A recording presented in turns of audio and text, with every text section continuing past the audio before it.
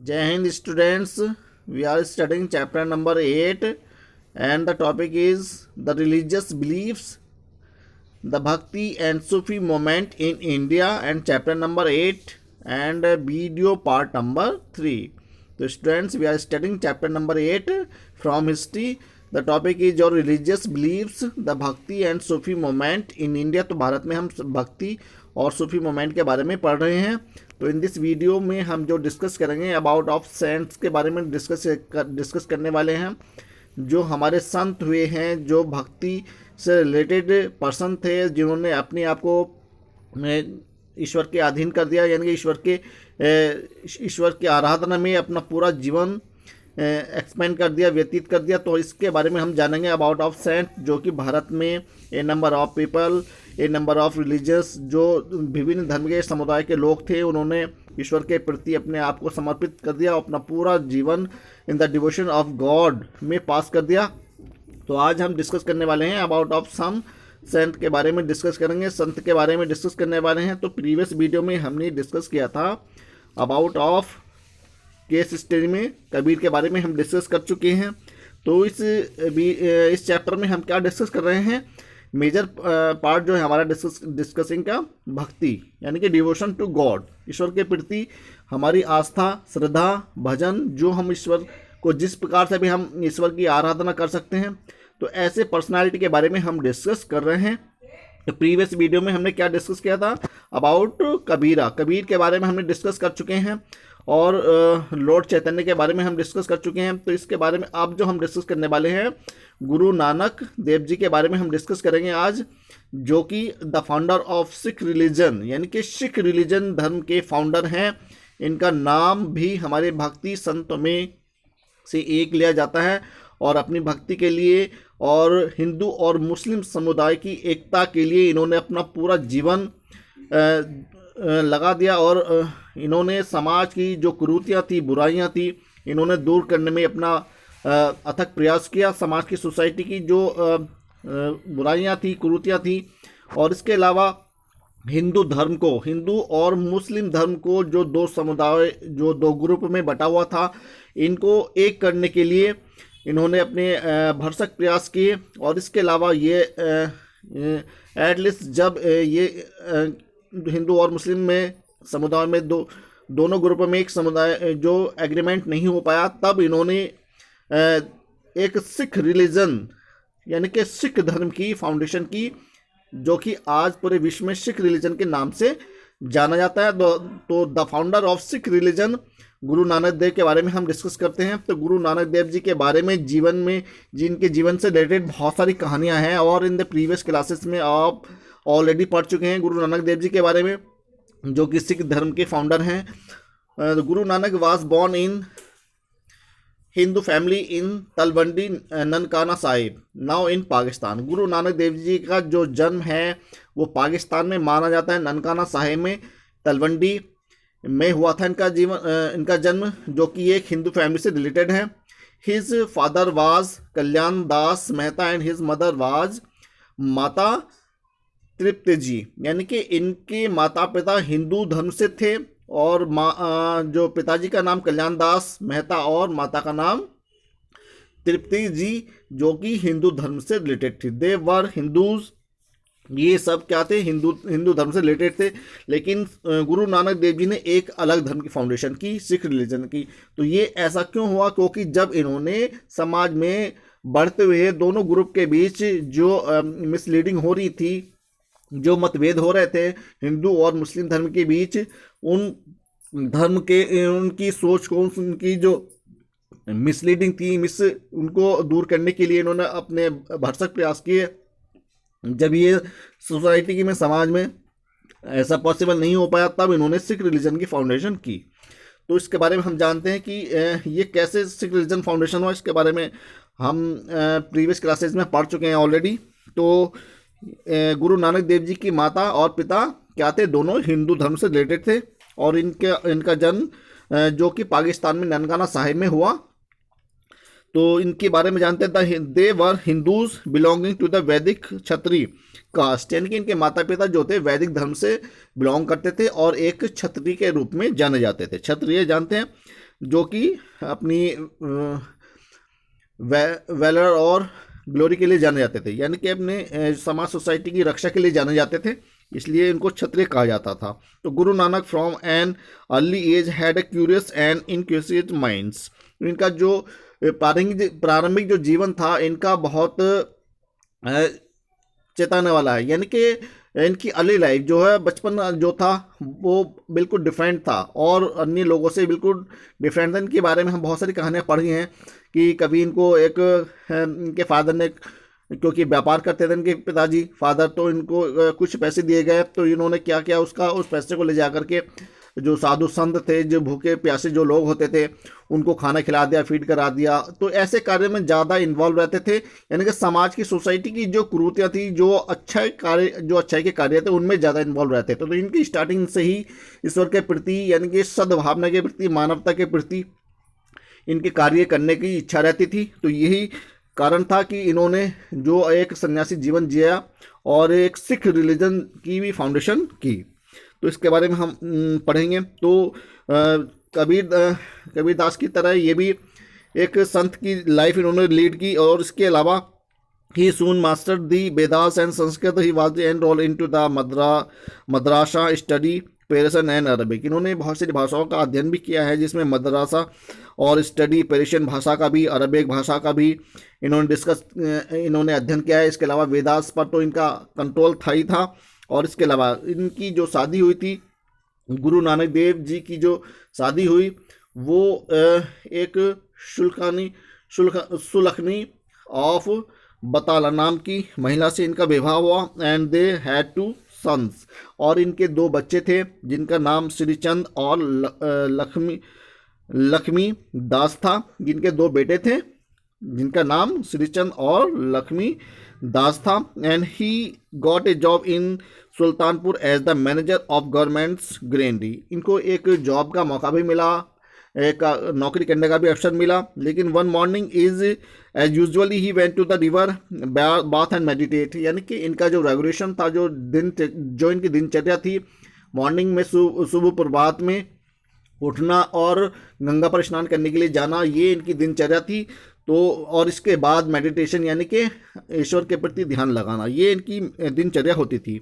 He return after 3 days of meditations and thereafter he was change. इन्होंने जब 3 days का meditation किया, यानी कि 3 दिन तक जब ईश्वर का ध्यान किया, तो इन्हें बहुत सारी चीज़ों को ज्ञात हो गया। ईश्वर के प्रति उनकी जो आस्था थी, श्रद्धा थी, वो बढ़ गई और इनका पूरा माइंड परिवर्तित हो चुका था। तो इस प्रकार से ये साधु बन गए। तो एक मुस्लिम समुदाय के एक जो व्यक्ति था, वो इनका शिष्य बना, जिसको हम मर्दाना के नाम से जानते हैं। तो इस प्रकार से इन्होंने फिर हिंदू और मुस्लिम धर्म के समुदाय के लोगों को एक करने की इन्होंने भरसक प्रयास किए। तो इस प्रकार से इनका जो ईश्वर के प्रति आराधना थी, जो इनका ध्यान था, वो पूरी तरह से चेंज हो चुका था, यानी कि ईश्वर को ज़्यादा मानने लगे थे। 3 days के मेडिटेशन ने इनकी जो टोटल लाइफ को चेंज कर दिया। And thereafter he was change man filled with spirit of God, यानी कि ईश्वर के प्रति आस्था श्रद्धा उनके अंदर बढ़ गई। He quit his job and distributed all that he had to the poor. इन्होंने अपनी जो नौकरी थी, जो जॉब थी, वो छोड़ दी और वह समाज के सुधार के लिए, गरीबों के दीन दुखियों की मदद के लिए ये निकल पड़े। और accompanied his childhood friend a Muslim named मर्दाना, और अपने साथ एक मुस्लिम समुदाय का जो इनका फ्रेंड था, उनका पुत्र यानी कि मर्दाना, वो उनके साथ था। और इस प्रकार से मर्दाना नाम का जो एक मुस्लिम समुदाय का जो व्यक्ति था, वो इनका शिष्य बना। और इस प्रकार से ये भ्रमण के लिए निकल गए, दीन दुखियों की मदद के लिए, समाज की जो कुरीतियाँ थी, बुराइयाँ थी, उनको दूर करने के लिए। ऐसा कहा जाता है इनकी जो लाइफ है, इनसे रिलेटेड एक कहानी है। इसके बारे में मैंने कुछ क्लासेस में बताया था कि एक बार गुरु नानक देव जी जो भ्रमण पर निकले हुए थे, किसी गाँव में, विलेज में पहुँचे, और वहाँ पर क्या हुआ, उन्होंने देखा कि जब सांध्य हुई, तो उन गांव वालों से, लोगों से, जब गुरु नानक देव जी ने वहां पर रुकने के लिए, ठहरने के लिए स्थान मांगा, तो उन लोगों ने जो है उनको वहां पर रहने के लिए स्थान भी नहीं दिया और ना ही खाना दिया।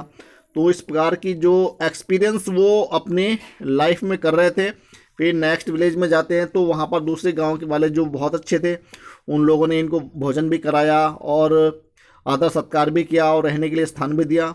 और इस प्रकार से जब वहाँ से निकले तो उन लोगों ने, तो गुरु नानक देव जी ने एक प्रार्थना की कि हे ईश्वर, मैं आपसे प्रार्थना करता हूँ कि इस गांव के जो लोग हैं यहाँ पर ना रहें, वो पूरे विश्व में फैल जाएं। तो इस प्रकार से जो मर्दानंद का शिष्य था वो उलझन में पड़ गया कि जो पहले गांव वाले जो लोग थे जो अच्छे नहीं थे, उन्होंने हमें खाना भी नहीं दिया, उनके बारे में गुरु नानक देव जी ने प्रार्थना की कि ये लोग यहीं पर रहें।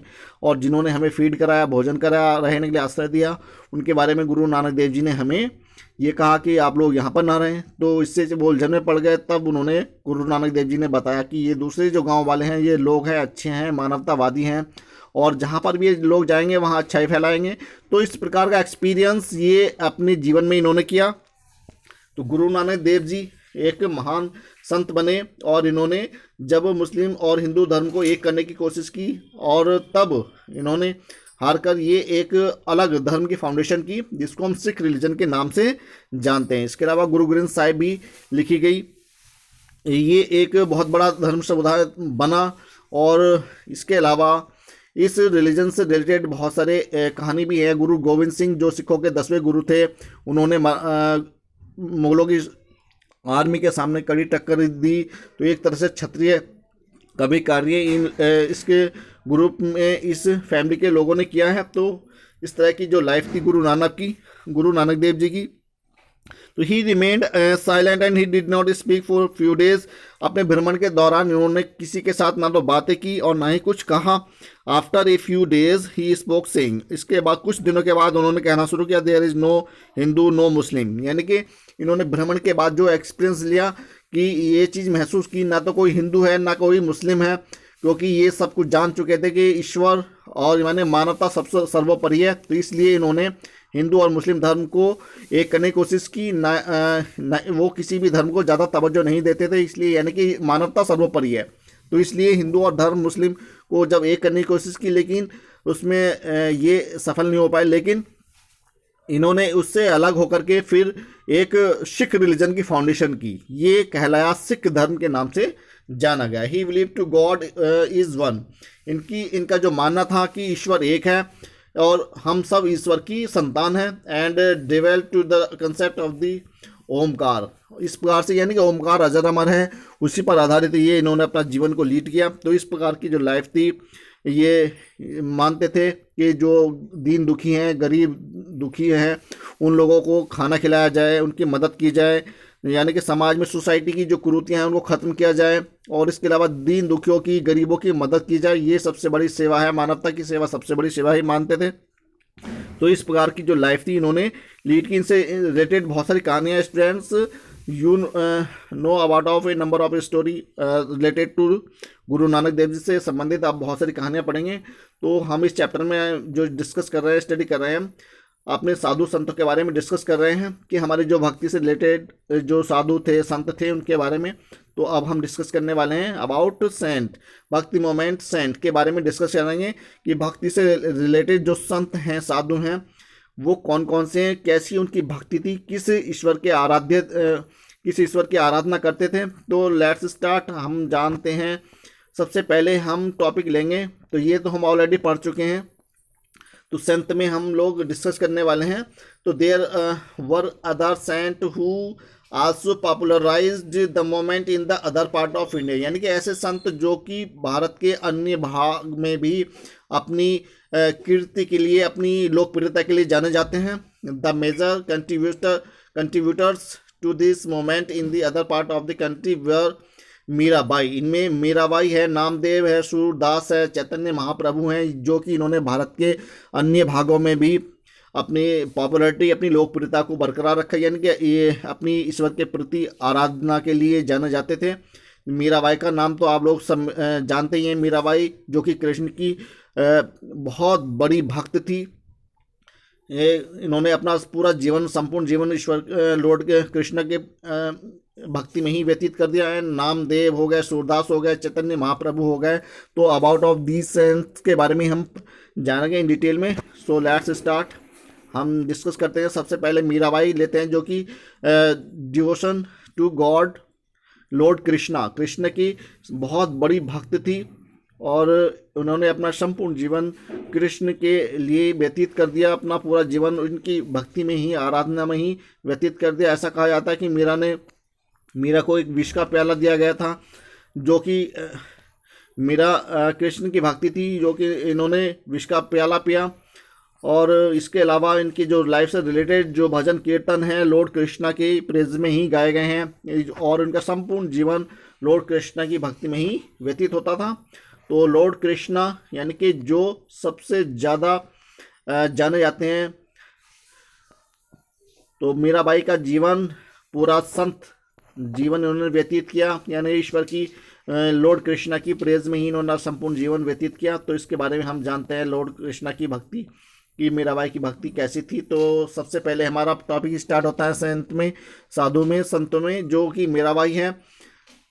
Mirabai was born in royal family of Rajasthan, but they spent most of her life in the singing hymns for the gods in the company of saints of Mathura and Vrindavan. यानी कि जो लॉर्ड कृष्णा की जो भक्त थे, उन्हीं की कंपनी में इन्होंने अपना संपूर्ण जीवन व्यतीत किया। यानी कि जो भगवान कृष्ण से रिलेटेड जो संगति थी, उनके साथ इन्होंने अपना जीवन व्यतीत किया। ये एक राजस्थान की एक बहुत बड़े शाही फैमिली से बिलोंग करती थी, और इनका जन्म राजस्थान की एक शाही परिवार में हुआ था। और इन्होंने अपना संपूर्ण जीवन लॉर्ड कृष्णा के हाइवंस में, सिंगिंग में, भजन में व्यतीत कर दिया, जो कि मथुरा और वृंदावन से रिलेटेड है। उनकी संगति में इन्होंने अपना संपूर्ण जीवन व्यतीत किया। और इसके अलावा she became the disciple of Ravidas, a saint from caste which जो कंसिडर अनटचेबल। इसके अलावा इन्होंने जो अनटचेबल से जो पर्सन थे, तो संत रविदास का नाम आप लोग जानते हैं। तो संत रविदास को इन्होंने अपना गुरु माना और उनकी शिष्य बन गई। संत रविदास जो कि एक अनटचेबल कास्ट से थे, यानी कि जिसको हम सूद्राज के नाम से जानते हैं। जो रविदास का नाम भक्ति संत में बड़े उच्च दर्जे से लिया जाता है। तो इन्होंने मीराबाई ने संत रविदास को अपना गुरु माना। और इसके अलावा the theme of Mirabai was bhajan was Lord Krishna. इनका जो भक्ति की जो आराधना थी, मेन जो भक्ति थी इनकी, वो भगवान कृष्ण के भजन कीर्तन थे। भजन ईश्वर के, यानी कि लॉर्ड कृष्णा को इन्होंने अपना सर्वोच्च ईश्वर माना और इसी की आराधना में अपना जीवन, संपूर्ण जीवन व्यतीत किया। तो her songs are famous for their devotion to Krishna. इनके जो सॉन्ग्स हैं, इनके जो भजन हैं, वो लॉर्ड कृष्णा के लिए जाने जाते हैं। उन्हीं के आराधना में इनके भजन कीर्तन लिखे गए हैं। In her songs the openly challenge to the norms of this upper caste, यानी कि जो उच्च श्रेणी के जो जाति के जो लोग थे, उनके लिए ये एक चुनौती होती थी, ओपन चुनौती देती थी, क्योंकि ये कास्टवाद में विश्वास नहीं करती थी। यानी कि सभी जाति के धर्म के लोगों को एक समान मानती थी। यानी कि ईश्वर के प्रति जो आराधना है, यानी कि सभी जाति धर्म के जो लोग हैं समान हैं, बराबर हैं, इस प्रकार का दर्जा देती थी। और उनका संपूर्ण जीवन हर भजन आर इवन संग इन द टुडेज वर्ल्ड, यानी कि इनके द्वारा जो लिखे गए भजन हैं आज पूरे संसार में गाए जाते हैं, और इनके भजन कीर्तनों को बड़े प्यार से सुना जाता है। तो एंड नेक्स्ट हमारा जो नामदेव है, नामदेव के बारे में हम जानते हैं। नामदेव जो भी एक ये भी प्रसिद्ध संत हुए हैं, जो महाराष्ट्र से थे। Sant Namdev was from Maharashtra. He try to bring harmony between Hindu and Islam, यानी कि इन्होंने भी संत गुरु नानक देव जी के समान ही हिंदू और मुस्लिम धर्म के समुदाय के बीच एक सामंजस्य बैठाने की कोशिश की, और यानी कि हिंदू और मुस्लिम धर्म को एक करना चाहते थे। तो ऐसे थे संत नामदेव, जिन्होंने हिंदू और इस्लाम धर्म को एक करने के अपने प्रयास किए। He composed poetry both in Hindi and Marathi and praise to the professed unity of God, यानी कि इन्होंने अपनी जो कविताएं लिखी हैं वो हिंदी और मराठी में लिखी गई हैं। और इसके अलावा जो इनकी शिक्षाएं होती थी, जो शिक्षाएं लोगों को ये देते थे, वो इनकी शिक्षाएं होती थी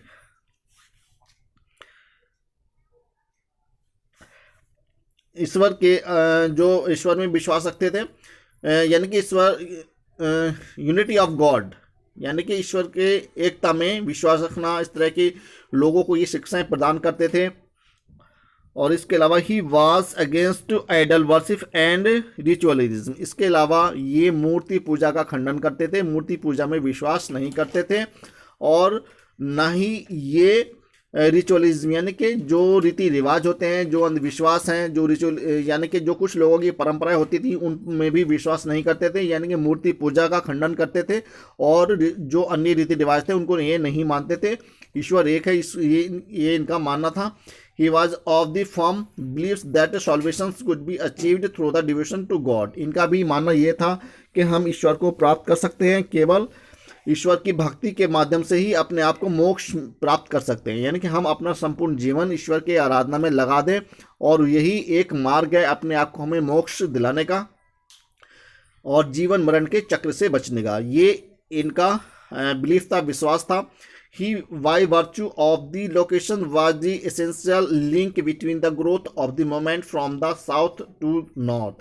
इसके अलावा इन्होंने अपना जो संपूर्ण जीवन है वो ईश्वर की आराधना में व्यतीत किया, और इनकी जो भक्ति है वो जो मोमेंट है वो हमारा दक्षिण और उत्तर पार्ट में, जो कि साउथ और नॉर्थ पार्ट है हमारे भारत का, इसमें अपनी भक्ति का जो एक्सपेंड किया, प्रचार किया, और ये इस प्रकार से समाज से, सोसाइटी से जो बहुत सारी कुरीतियाँ थी उनको दूर करने में और हिंदू और मुस्लिम धर्म समुदाय के लोगों को एक करने में अपना जीवन व्यतीत किया। तो इस प्रकार से हम ये महान संत अपनी भक्ति के लिए जाने जाते हैं। मीराबाई जो कि ईश्वर की आराधना में लीन रहती थी, और अपना संपूर्ण जीवन उन्होंने लॉर्ड कृष्णा के प्रेज में ही स्पेंड कर दिया। तो इस प्रकार के ये हमारे महापुरुष लोग हुए हैं जिन्होंने अपना जीवन समुदाय, मानवता के हित के लिए, मानवता की एकता के लिए अपना जीवन लगा दिया। ऐसे संत कबीर दास के बारे में भी हमने पढ़ चुके हैं। तो ये हमारे संत साधु जो कि समाज के एक तरह से दर्पण होते हैं, एक समाज का, सोसाइटी को जो एक नई दिशा दिखाते हैं, यानी कि अच्छाई का रास्ता दिखाते हैं। ए ट्रू गाइड ऑफ सोसाइटी ये भी हम कह सकते हैं। तो इन दिस वीडियो में हमने डिस्कस किया है अभी about of two saint Mirabai और नामदेव के बारे में हमने डिस्कस किया है। तो students, in the next video में हम डिस्कस करेंगे सम ऑफ सेंट जो कि हमारे अभी भक्ति संत से ही रिलेटेड होंगे। तुकाराम, सूरदास और चैतन्य महाप्रभु के बारे में हम डिस्कस करेंगे, एंड देन सूफीज़्म के बारे में डिस्कस करेंगे। तो student, thank you and have a nice day.